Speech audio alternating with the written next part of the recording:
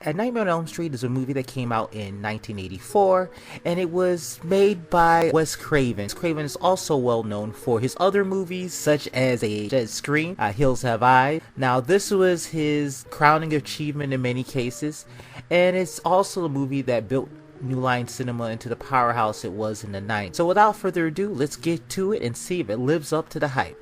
This is A Nightmare on... It begins with Tina being chased by her worst fear, crazy dream sheep. Then Freddy jumps out. Tina wakes up with cuts in her nightgown. Gotta cut your fingernails, you gotta stop that kind of dreaming. One or the other. Damn, Mom, how sharp do you think her nails are? Anyway, the next day, we're introduced to Nancy, Rod, Glenn, who looks kind of familiar, but I can't quite place him.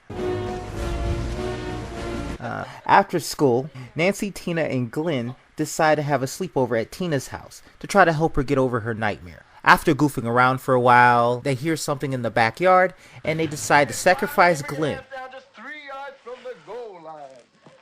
Glenn is then put on his back by Rod, and then later Rod puts Tina on her back, and the nightmare for everyone ended there. And they all lived happily ever after and went to colleges across the United States.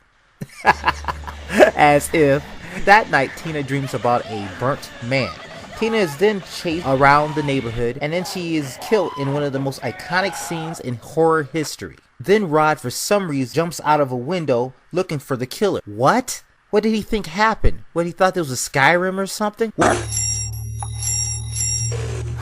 I guess it was just my imagination. Police show up. We find out that Nancy's father is actually a police officer. The next day, Todd tries to drag Nancy away like he's a solid snake or something, but gets caught. Later that day, Tina attends class. And I have to say, I admire Tina for her dedication of going to school even after death. And of course, Nancy follows her friend who's in a body bag and being dragged by unseen force down to the basement. Eventually, Nancy ends up in the boiler room and is cornered by Freddy. She burns herself in the dream, and it wakes her up in real life. The burns turn out to leave actual scars in reality. Cut to Rod in the jail cell telling Nancy about what happened that night and about a weird dream that he had, very similar to hers. After that, it's time for stay awake pills and Evil Dead marathons, because that won't make you scared. After that, she talks Glenn into engaging in a little dream experiment with her. I've always wondered, if he's here in a dream, how is he awake? Nancy sees Freddy standing over Rod, only to change his attention towards her. Freddy chases Nancy until her alarm goes off. After smacking Glenn for falling asleep, they decide to run and check on Rod, make sure he's okay. But they get there too late. After the funeral, Nancy still thinks it was the man from her dream. Her parents pretty much tell her to fuck off, and her mom decides to take her to a dream clinic. At the clinic, Nancy pulls her hat out of her dream. Nancy's mother still doesn't believe what she's saying and asks her where she got the hat. She got the hat from her dream. God damn, David Blaine would be proud of this trick. Nancy's mom still doesn't believe her, even with the evidence looking her in the face. Talking to Glenn about dreams, Nancy learns a secret about beating bad dreams. She learns all this from Glenn while reading a book on boogie trap. Later that day, Nancy gets home to see that her mother has turned the house into San Quentin. Leading Nancy to the basement, Nancy's mom shows her Freddy's claws and explains how Freddy was a child killer who got away because a warrant wasn't signed in the right place. So a bunch of the parents got together and burned him alive. Talking to Glenn on the phone, Nancy phrases the most iconic line in all of horror history. Whatever you do, don't fall asleep. She plans to go into her dream world and pull Freddy out. Then Glenn is supposed to do something like beat him with a bat or something like that. Of course, Glenn being a dumbass, he goes to sleep. Realizing that her boyfriend is a complete idiot, she tries to rush to his house to save him, only to find that her mother has locked the door. I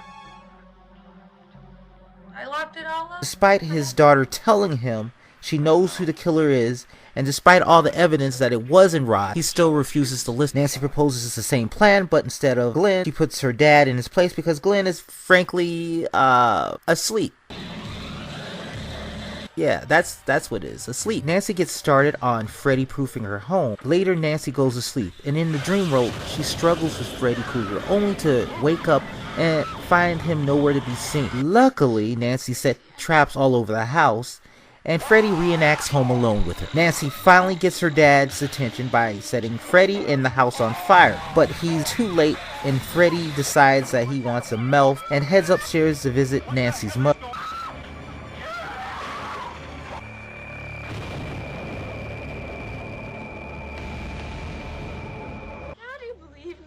But I don't believe you even after this. Wait till Nightmare on Elm Street 3. I still won't believe. After Nancy sends her father away, Freddy returned. Nancy turns her back on Freddy, taking her power away. Everybody lived happily ever after. Buddy. Believe this fog? Oh, I believe anything is possible. As if. Anyway, the car is actually Freddy trapping all of them, and Nancy's mother is sucked through a window. Well, that was Nightmare on Elm Street. I love the dreamy atmosphere. I think it had to do a lot with the fog they used in it, which kind of gave it this really dreamy type of look that you could only really get on that old type of film, and I haven't seen it since, especially in these modern movies. Well, thank you for watching. Like, comment, and subscribe. Pleasant dreams.